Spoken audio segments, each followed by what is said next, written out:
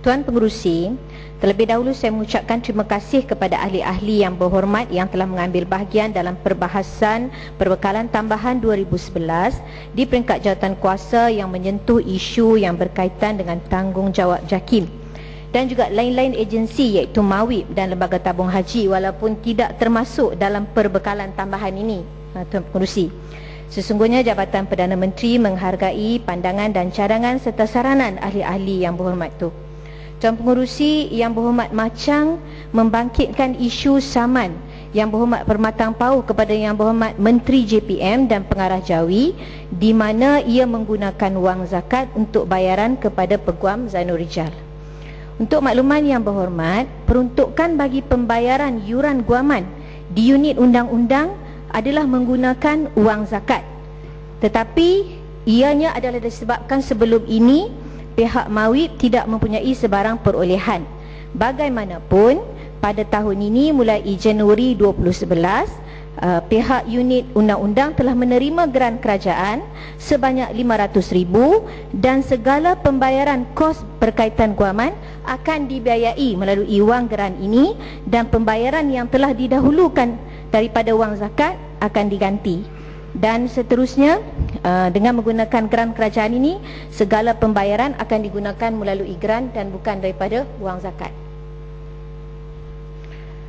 Yang berhormat Pokok Sena. Boleh minta cerahan sebelum ke pokok sena. Terima kasih Timbalan Menteri, dan jelas Timbalan Menteri tadi mengesahkan bahawa ada digunakan wang zakat untuk membayar khidmat guaman apabila ianya membabitkan saman ke atas Jawi dan sebagainya. Penjelasan ketika membangkitkan perkara ini, hal yang saya timbulkan ialah apakah wajar dari sudut agamanya. Alasan saya ialah zakat ni hak Allah. Timbalan Menteri lebih arif. Saya mengaji pertaniannya, Timbalan Menteri mengaji sampai peringkat PhD. Asnaf 8 itu tak terkalih dan tak berubah sampai bila-bila. Ya, apakah boleh dijelaskan dari sudut prinsip hukumnya tang mana sebenarnya yang dibolehkan bayaran zakat ini dibayar kepada orang yang di luar daripada asnaf yang ditetapkan dalam agama. Ya, soal administratif bahawa selepas daripada itu sudah pun diperuntukkan RM500,000 mulai Januari 2011 itu tak apa, administratif. Tapi soalnya sekarang perkara yang jelas salah. Bagaimana nak boleh kita justify atau lunakkan penggunaan wang zakat dalam kes yang macam ini? Itu perkara yang saya mohon penjelasan sejujurnya. Terima kasih. Yang berhormat Menteri, macam perkara-perkara seperti akademik seperti begini yang meminta Menteri untuk memberi penjelasan di luar lingkup pentadbiran, saya tidak boleh benarkanlah, kecuali Menteri sendiri sanggup menjawab. Pengerusi, hal yang saya bangkitkan tu sebab perkara itu memerlukan penjelasan. Sebab itu apa yang disebut tadi adalah dari sudut administratif. Saya terima. Saya tahu. Saya terima. Yang saya bangkitkan tadi ialah hujah agama. Saya tahu macam, tetapi dalam soal-soal prosedur parlimen yang cuma boleh dibenarkan untuk dijawab Menteri adalah soal-soal dalam ruang lingkup bidang kuasa dia sebagai Menteri. Jadi apa yang Menteri jawab ini dalam soal pentadbiran. Jadi kalau saya benarkan soalan tadi yang soalan akademi mengenai dengan soal agama, itu sudah di luar ruang lingkup peraturan mesyuarat dan pentadbiran. Sebagai tanggungjawab beliau sebagai Menteri. Mesti saya faham, cuma bila bab zakat kita tak boleh cakap bab pentadbiran saja. Dia pasti menyentuh agama. Dan Menteri mana lagi? Saya tak boleh tanya Menteri Sukan. Saya tak boleh tanya Jadi Menteri. mungkin persoalan seperti begitu boleh ditanya di luar lah. Kalau Menteri sanggup jawab, tak apa, saya benarkan. Saya kenali Timbalan Menteri, saya fikir dengan ilmu yang dia ada, dia takkan mengelak daripada menjawab perkara yang spesifik. Silakan. Terima kasih Tuan Pengerusi, terima kasih Yang Berhormat Macang. Kita sedia maklum bahawa asnaf yang 8, salah satu daripada asnaf tersebut adalah termasuk amil.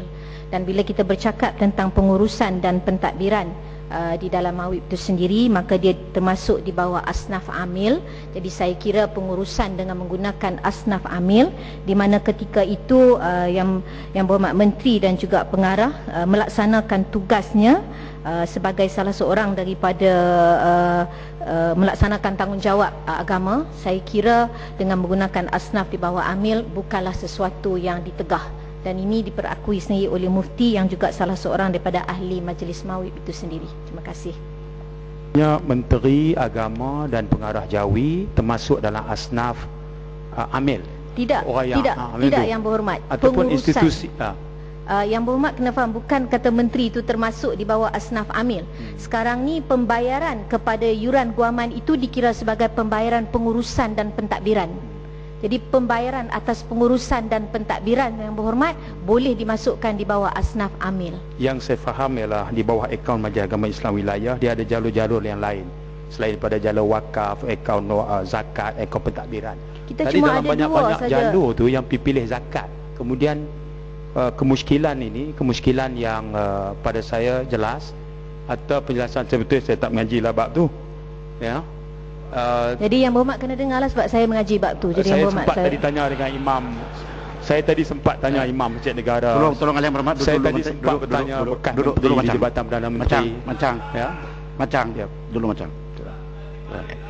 Itu makanya saya tidak benarkan persoalan begitu, kena bab-bab itu di luar bab saya.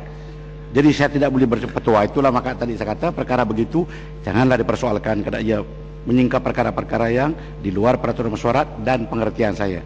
Jadi kalau saya biarkan dua ahli yang berhormat untuk berdialog dan tidak begini, tidak ada kesimpulan dia.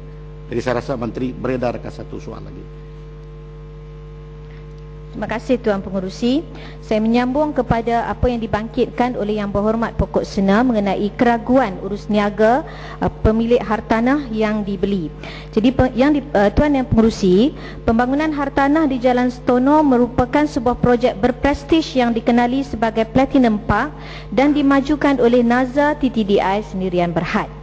Melalui perjanjian jual beli, tabung haji bersetuju membeli sebuah bangunan pejabat 38 tingkat grade A daripada pemaju yang dijangka siap dibina pada tahun 2014. Pembelian bangunan ini telah melalui proses kelulusan tabung haji di mana harga pembelian adalah di dalam lingkungan penilaian oleh perunding bebas yang dilantik, dan pembayaran berperingkat bagi pembangunan adalah dibuat berdasarkan kepada perjanjian yang ditandatangani dengan pemaju. Yang Berhormat Pasir Mas membangkitkan isu... Tan Sri. Terima kasih Tan Sri. Saya bukan hanya membangkitkan persoalan yang itu saja, tetapi saya membangkitkan bahawa kenapa perjanjian-perjanjian ini sangat mencurigakan, iaitu perjanjian yang menunjukkan bahawa di mana TTDI sebagai penjual dan juga sebagai kontraktor utama ini tidak tertakluk untuk memulakan atau menyiapkan kerja-kerja seperti dalam jadual 8 schedule of work, selagi kerja itu tidak merupakan asas untuk pembinaan bangunan. Dan ini termasuk dalam 10.2 dalam perjanjian tersebut. Begitu juga dalam 10.3 bahawa dalam perjanjian jual beli itu menyatakan setiap tuntutan pembayaran akan disokong oleh sijil akuan oleh arkitek TTDI, dan sijil ini adalah bukti kemajuan kerja. Ejen pengawasan bagi tabung haji LTH boleh mengesahkan sijil tersebut, tetapi pengesahan daripada ejen pengawasan tidak boleh dijadikan syarat tuntutan pembayaran. Jadi maknanya ejen pada tabung haji ni tak boleh beri kata putih. Maknanya apa yang dikata putih oleh ejen yang dilantik oleh TTDI itulah, sedangkan yang tuan punya bangunan ialah tabung haji, sedangkan TTDI itu hanya kontraktor utama dalam pembinaan. Jadi kita lihat bahawa ada sesuatu yang tidak kena. Tapi jawapan yang masih belum terjawab juga ialah Tan Sri, berkaitan bagaimana saya lihat ada satu konflik of interest dalam urus niaga ini, di mana Datuk Johan merupakan pengarah urusan TTDI ini, juga merupakan lembaga pengarah bebas bagi dua anak syarikat tabung haji, iaitu TH Properties Sdn Berhad dan juga TH Teknologi Sdn Berhad. Jadi saya katakan bahawa seolah-olah macam mana ada suara mempengaruhi untuk membuat pembelian daripada TTDI, dan kemudiannya buat satu perjanjian yang tidak memihak kepada tabung haji. Sepatutnya dalam masa yang sama dia harus menjaga kepentingan tabung haji, bukan menjaga kepentingan TTDI. Tapi oleh kerana dia merupakan pengarah urusan TTDI, sudah tentulah dari segi bisnesnya dia nak kena menjaga TTDI daripada menjaga kepentingan tabung haji. Jadi ini saya katakan bahawa ada sesuatu yang tidak kena. Sebab saya membaca perjanjian-perjanjian yang terkandung, yang saya lihat berat sebelah, dan ini sudah tentu tidak memberikan keuntungan pada tabung haji, khususnya kepada penyimpan tabung haji ini. Terima kasih Yang Berhormat Tuan Pengerusi. Kalau kita lihat dia nak dibangkitkan soal conflict of interest di sini, lihat kepada nilai pasaran pun sebenarnya dia dibuat oleh juru perunding yang bebas, dan satu daripada ni memang dibuat oleh pihak pemaju, dan satu lagi dibuat oleh penilaian bebas oleh pihak tabung haji, di mana kita melantik juru nilai hartanah Rain and Horn di sini. Jadi tak ada kena-mengena nak sebut kata ada keuntungan daripada mana-mana pihak. Dan juga bila kita bercakap tentang mengapa pembayaran itu dibuat begitu, jadi pembayaran ini sebenarnya memang dipantau oleh arkitek, dan walaupun dikatakan bahawa mengikut kepada progres berapa persen, tapi sebenarnya bila kita membuat pembayaran tersebut, pembayaran itu akan dipantau oleh pihak arkitek, dan dia sendiri yang akan memastikan bahawa program ataupun progres daripada bangunan itu diteruskan. Jadi Yang Berhormat, saya rasa tak timbul soal apa yang Yang Berhormat sebutkan tadi. Dan perjanjian jual beli pula ditandatangani setelah Datuk Johan sendiri meletak jawatan dalam bulan Mac 2009, dan sedangkan perjanjian itu dibuat pada bulan April 2009. Yang Berhormat. Tan Sri, saya sebut tadi dalam para 10.3 dalam perjanjian jual beli tersebut bahawa sijil akuan daripada arkitek TTDI yang akan dijadikan syarat tuntutan dalam pembayaran ini. Ejen pengawasan daripada TH ini, dia hanya boleh mengesahkan sijil itu saja, dia hanya boleh mengesah, tetapi dari segi tidak boleh dijadikan syarat tuntutan pembayaran. Jadi ini yang saya katakan bahawa satu yang agak mengelirukan. Yang keduanya, saya telah dipahamkan bahawa harga yang diberi oleh tabung haji dalam perundingan pada waktu itu lebih mahal daripada yang dibeli oleh Felda.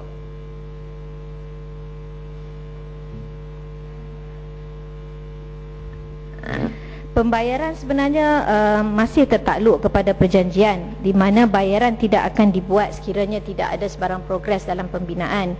Dan kalau Yang Berhormat sebut kenapa ada satu perbezaan yang agak jauh daripada hartanah yang dibeli oleh Felda, sebenarnya Yang Berhormat, Felda membeli pada tahun 2008 dalam bulan Januari, dan pihak tabung haji membelinya pada tahun 2009 bulan April. Di situ ada perbezaan selama 1 tahun 3 bulan. Dan dari segi hartanah dan melihat kepada lokasi yang agak strategik, adalah munasabah kita melihat satu peningkatan harga yang agak ketara di dalam penilaian tersebut. Kerana tempat itu begitu strategik di hadapan KLCC, jadi harga yang naik itu Yang Berhormat tidak boleh bandingkan dengan apa yang telah dibeli pada 1 tahun 3 bulan yang lalu. Sebab memang ada satu peningkatan yang agak ketara dalam harga tersebut. Yang Berhormat Pasir Mas membangkitkan isu mengenai video sebagai bahan bukti kes rogol ataupun zina, yang mana merujuk kepada pandangan Yang Amat Berhormat Menteri Besar Kelantan bahawa video itu adalah besi. Jadi menurut Undang-Undang Keterangan Islam, seseorang yang menuduh orang lain berzina hendaklah mendatangkan 4 orang saksi yang adil sebagai bukti, dan bukti ini dikenali sebagai primary evidence. Walau bagaimanapun, jika tidak dapat mengemukakan 4 orang saksi, penuduh boleh mendatangkan bukti. Dan dalam hal ini, bukti boleh terdiri daripada laporan DNA, laporan perubatan oleh doktor, rakaman audio ataupun rakaman video. Namun begitu, sama ada dia boleh diterima sebagai bukti tanpa siasat terlebih dahulu, semuanya adalah terpulang kepada pihak mahkamah untuk menilai kesahihan bukti-bukti tersebut dalam kes ini.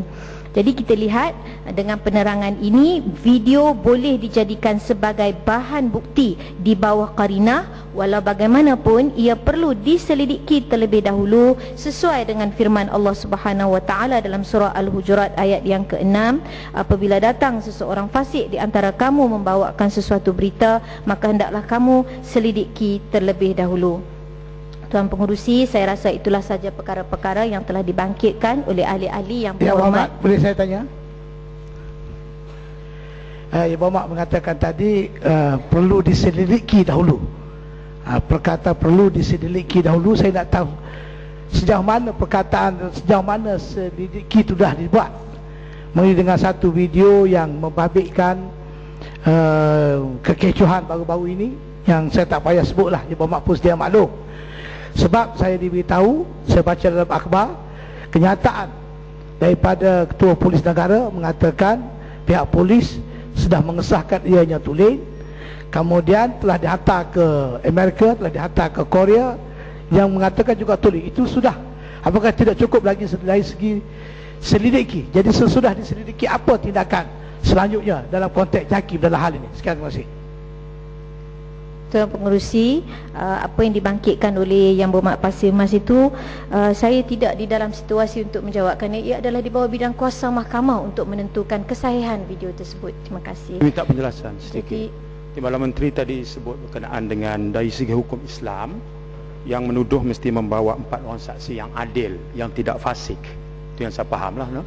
Maknanya dia ni tidak melakukan dosa besar dan dia sentiasa berusaha meninggalkan dosa kecil. Bolehkah seorang yang istihar nak perang jihad, nak bunuh orang sana sini, nak bunuh orang Kristian Cina, nak jadi Salahuddin Al-Ayyubi, no? Bolehkah orang jenis ni? Itu persoalan yang jahat. Boleh jadi saksi tak orang lain? Itu persoalan yang jahat dan dipolitikkan. Tak ada kena mengenal ya, hidup atau yang mati. Satu boleh soalan tak? Yang jahat, yang saya kotor, yang tak ada modal, yang tak tak malu, yang tak jahanam, maka Al-Ayyubi telah mengeluarkan kenyataan yang memutafrikkan kenyataannya. Tak pernah tinggal solat jemaah. Ya, Salahuddin memang Al-Ayyubi. inilah kenyataan yang jahat. Salahuddin Al-Ayyubi, harta yang ditinggalkan tak cukup untuk ke bumi dia. Salahuddin Al-Ayyubi ni 25 juta saham Al-Ayyubi nak jadi Salahuddin Al-Ayyubi. Salahuddin Al-Ayyubi tak pernah tinggal.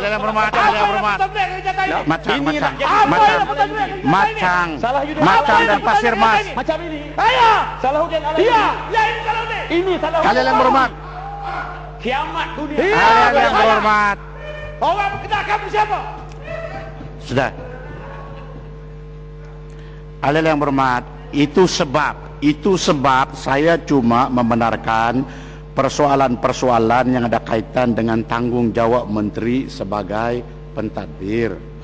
Luar daripada itu mengenai dengan persoalan-persoalan akademika, pendapat mengenai dengan sesuatu perkara, walaupun yang berkenaan itu boleh menjawab, saya tidak benarkan. Pasal sebeginilah. Jadi bagi saya jawaban daripada Yang Berhormat itu bahwa bukti seperti yang disebut itu boleh terpulang kepada mahkamah nanti yang membicarakan hal tertentu sama ada menerima atau tidak. Cuma itu persoalannya, tidak lebih dan tidak kurang daripada itu. Tidaklah perlu bertengkar, berteriak, bertunjuk-tunjuk. Itu boleh Yang Berhormat buat di luar sana. Itu saya tak peduli. Kalau Yang Berhormat buat di luar, itu lain yang menghakimi. Tetapi saya yang duduk di sini Yang Berhormat, saya minta bantuanlah kepada Yang Berhormat. Tolonglah, jangan tambahkan lagi tanggung jawab dan tekanan yang ada pada saya. Saya bukan macam Yang Berhormat yang boleh dapat tekanan yang hebat-hebat. Tolonglah. Tuan Pengerusi, saya rasa jika begitu, itu sajalah perkara-perkara yang telah dibangkitkan oleh ahli-ahli yang berhormat mengenai butiran B6 yang berkaitan JAKIM dan JKSM yang telah dijawab, dan mana-mana perkara yang tidak sempat dijawab akan dicatat dan diambil tindakan sewajarnya oleh Jabatan Perdana Menteri. Sekian, terima kasih.